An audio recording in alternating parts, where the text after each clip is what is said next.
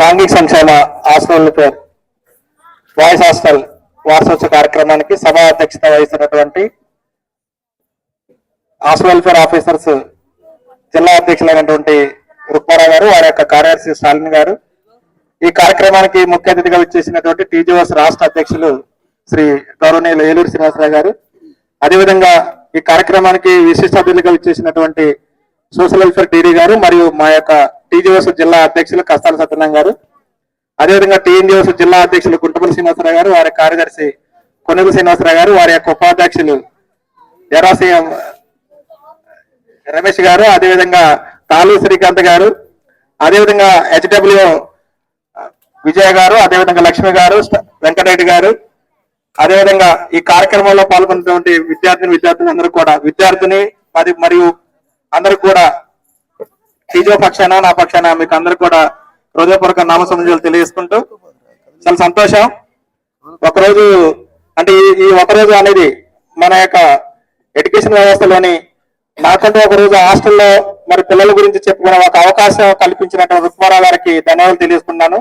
ఎందుకంటే నేను కూడా మీలో ఒకరిని 1994లోని 10th క్లాస్ వైరాలో చదివేటప్పుడు, గవర్నమెంట్ స్కూల్లో చదివేటప్పుడు కూడా నేను కూడా ఇదే హాస్టల్లోని ఎస్సీ హాస్టల్లోని అన్నం తిని చదువుకున్న వ్యక్తిని. నేను చాలా ఒక రకంగా గర్వంగా ఉంది. ఎందుకంటే మీలో ఒక వ్యక్తిని ఈ రోజున గవర్నమెంట్ చదువులో దరిదాపుగా ఎంఫిల్ వరకు, ఎంఏ బీఎడ్ ఎంఫిల్ వరకు కూడా నేను గవర్నమెంట్ స్కూల్లోనే చదివాను. కనీసం నాకు ప్రైవేట్ స్కూల్ కూడా తెలియదు, ప్రైవేట్ ఉపాధ్యాయులు కూడా తెలియదు, ట్యూషన్స్ కూడా తెలియదు. మొత్తం కూడా అన్నిట్లలో కూడా మీ మధ్యలో ఉన్న వ్యక్తిని. ఆ తర్వాత నేను కసిగా చదివాను, గ్రూప్స్ చదివాను. ఆ గ్రూప్ 2లోనే ఒక సీనియర్ అకౌంటెంట్ కి జాబ్ రావటం, ఈ రోజు ఒక ఎస్టీఓగా, అదేవిధంగా ఈ రోజు ఒక గెస్టెడ్ అసోసియేషన్స్ కి జిల్లా కార్యదర్శిగా ఈ జిల్లాలో ఉన్నానంటే అది ముఖ్యంగా చదువు. ఆ చదువులు అనేది లేకపోతే మనం ఏదైనా సరే ఏది సాధించలేం. ఈ రోజున మీరు ఇక్కడ ఉన్నటువంటి విద్యార్థులు ముఖ్యంగా ఇలాంటి మోటివేషన్స్ క్లాసులు ఏర్పాటు చేయడం, వార్షికోత్సవాలకి ఇలాంటి అతిరథ మహారాజులు తీసుకురావటం, వారి యొక్క సందేశాలు ఇవ్వటం గతంలో చాలా వరకు కూడా తక్కువ ఉండేవి. ఈ రోజున ఇలా సోషల్ మీడియాలోని, అదేవిధంగా ఎడ్యుకేషన్ వ్యవస్థలోని ఈ రోజు ప్రపంచ ఎవరెస్ట్ శిఖరాన్ని అధిరోహించినటువంటి వ్యక్తులు కూడా మీలో మన యొక్క సాంఘిక సంక్షేమ స్కూల్లో చదివినటువంటి పిల్లలే. కాబట్టి ప్రతి ఒక్కరు కూడా ఒక ఆశయం ఉండాలి. మనం చదువుకున్నటువంటి ఏ చదివైనా సరే మీలో ఒకరు ఐఏఎస్ ఆఫీసర్ కావాలి, లేకపోతే గ్రూప్ 1 ఆఫీసర్ కావాలి, అదేవిధంగా ఒక మంచి పొలిటీషియన్ లీడర్ కావాలి, లేకపోతే ఒక యాంబిషన్ అనేది పెట్టుకోవాలి. మన చదువు అనేది మనం ఏదో తాత్కాలికంగా చదివే ఈ రోజు 10th క్లాస్ అయిపోయిన తర్వాత ఇంటర్మీడియట్ లోనే డిగ్రీలను చదువు ఆప్ చేయకూడదు. ఎందుకంటే మనకు చాలా అవకాశాలు ఉన్నాయి. ఇప్పుడున్న పరిస్థితులలో గవర్నమెంట్ ఎన్నో అవకాశాలు కల్పిస్తుంది. ముఖ్యంగా మరి ఫారెన్ వెళ్ళేటప్పుడు కూడా అంబేద్కర్ యూనివర్సిటీ నుంచి కూడా ఒక వ్యక్తికి 20 లక్షల రూపాయలు మన డీడీ గారు ఇచ్చేసుకుంటూ సంవత్సరానికి ఎంతమంది పిల్లలకు పంపిస్తుంది. మరి అలాంటి అవకాశాలు ఏ పిల్లలకి లేవు, మన పిల్లలకు ఉన్నాయి. కాబట్టి వాటన్నిటిని కూడా ఉపయోగించుకోవచ్చు. అదేవిధంగా స్టడీ సర్కిల్స్ ఉన్నాయి. అదేవిధంగా సివిల్ సర్వీస్ కోచింగ్ వెళ్ళడానికి కానీ, గ్రూప్ 1 కానీ వెళ్ళడానికి అవకాశం ఉంది. మేము చదువుకునే టైంలోని అంబేద్కర్ యూనివర్సిటీ బుక్స్ తెప్పించుకోవాలంటే వైరాలోని మన యొక్క ఆర్టీసీ ట్రాన్స్పోర్ట్ లకి ఒక అప్లికేషన్ పెట్టుకున్నప్పుడు వచ్చినప్పుడు ఒక పోస్ట్ ద్వారా పంపించుకునే వాళ్ళం. అవి వచ్చిన తర్వాత తీసుకొచ్చి చదువుకునే వాళ్ళం. ఈ రోజున అలా లేని పరిస్థితి. మన కళ్ళ ముందలే మన ఫోన్ ద్వారానే లేకపోతే బుక్స్ ద్వారానే ఈ రోజున సోషల్ మీడియాలో ఇలాంటి మరి బుక్స్ అన్నిటిని కూడా ఎంతో మంది రాసినటువంటి ఆ బుక్స్ అన్నిటి కాంపిటేటివ్ బుక్స్ అన్నిటి కూడా మనకి లభ్యమవుతున్నాయి.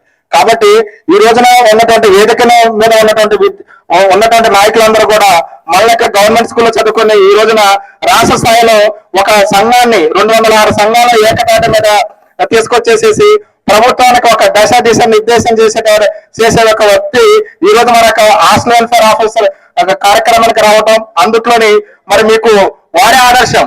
ఎందుకంటే వారు కూడా గవర్నమెంట్ స్కూల్లో చదివారు. ఇక్కడ ఉండడం అందరూ కూడా మరి వీళ్ళందరూ కూడా ఒక ఆలోచన విధానాలకి మీరు కూడా ఒక ఆశయంతో ముందుకెళ్ళినట్టయితే మీ తల్లిదండ్రుల యొక్క సాధించే కళలు ఏదైతే ఉంటాయో మనం ఎక్కువ కూడా ముఖ్యంగా మన ఏపీజే అబ్దుల్ కలాం గారిని, అదేవిధంగా ఇక్కడ సోషల్ మోటివేషన్ క్లాస్ తీసుకున్నప్పుడు కూడా ఎంతో మంది మనకంటే ఒక చరిత్రలో ఒక పేరు ఉండాలి. ఫస్ట్ ఆఫ్ ఆల్ ఈ రోజున మనం ఒక తలెత్తుకుని నిలబడాలంటే ఏం చేయాలి? నాకంటూ ఒక రోజు ఖచ్చితంగా ఒక రోజు ఉంటుంది, ఏ వ్యక్తికైనా ఉంటుంది. ఆ వ్యక్తి ఉన్నప్పుడు చరిత్రలో రాసుకునేటట్టుగా మనం ఆ విధంగా ఎత్తుకునేటట్టుగా మన సంఘంలో మన యొక్క చదువులలో అన్నిట్లలో చూపించాలంటే ముఖ్యంగా ఈ యొక్క చదువు అనేది ఇంపార్టెంట్. ఆ చదువు అనేది ఇక్కడితో ఆపకూడదు.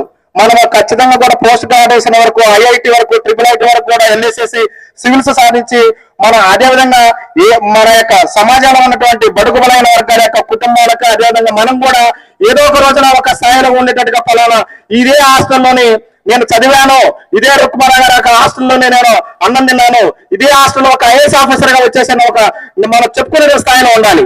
అలా ఉండాలంటే ఖచ్చితంగా కూడా మీ తల్లిదండ్రుల యొక్క ఆశయాలను, అదేవిధంగా విద్యార్థులు ఉపాధ్యాయుల యొక్క సందేశాలను, వారి యొక్క చదువుని మొత్తం కూడా మీరు మూల్యాంకనం చేసేసుకొని, ముఖ్యంగా మనకి ఇప్పుడు ఉన్నటువంటి అవకాశాలలో చదువు లేకపోతే ఏది లేదు. కాబట్టి మనకి ఇంటికి వెళితే నేను ఉస్మానియా యూనివర్సిటీలో ఉన్నప్పుడు ఇంటికి వచ్చేవాడిని కాదు. నేను పండగలు తెలియదు, పబ్బాలు తెలియదు, ఏం తెలియదు.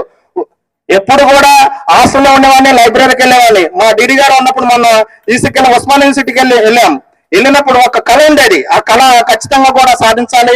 ఆ సివిల్స్ టార్గెట్ పెట్టుకోవాలి. ఆ సివిల్స్ టార్గెట్ పెట్టుకున్నప్పుడు కనీసం అట్లీస్ట్ మనం గ్రూప్ 1 అయినా అవుతాము. ఈ రోజున ఉన్నటువంటి ఏలూరు శ్రీనివాసరావు గారు గ్రూప్ 2 సాధించాడు, గ్రూప్ 1 సాధించాడు. అదేవిధంగా ఎన్నో గవర్నమెంట్ ఉద్యోగాలు వారి యొక్క కళ్ళ ముందు వచ్చేసినాయి, కళ్ళ దగ్గరకు వచ్చేసినాయి. ఈ రోజున ఒక రాష్ట్ర స్థాయిలో మరి ప్రభుత్వానికి ఒక మార్గనిర్దేశకులుగా ఉన్నారంటే మరి అది చదువులనే. కాబట్టి మిత్రులారా, మీరందరూ కూడా పిల్లలు, మనం ఏదైనా సరే చదువు ద్వారా సాధిస్తాం. కాబట్టి మీరందరూ కూడా మరి మంచి స్థాయిలో ఉండేసేసి సగౌరవంగా ఈ దేశ అభివృద్ధికి, అదేవిధంగా ఈ ప్రాంత అభివృద్ధికి, మీ తల్లిదండ్రులకి అందరికి కూడా ఆదర్శంగా ఉండి మరి ఉండాలని కోరుకుంటూ, మరి ఇంత చక్కటి అవకాశాన్ని కల్పించినటువంటి రుక్కుమారావు గారికి, వారి యొక్క కార్యవర్గానికి అందరికి కూడా మరోసారి కృతజ్ఞతలు తెలియజేసుకుంటూ ముగిస్తున్నాను. జై హింద్.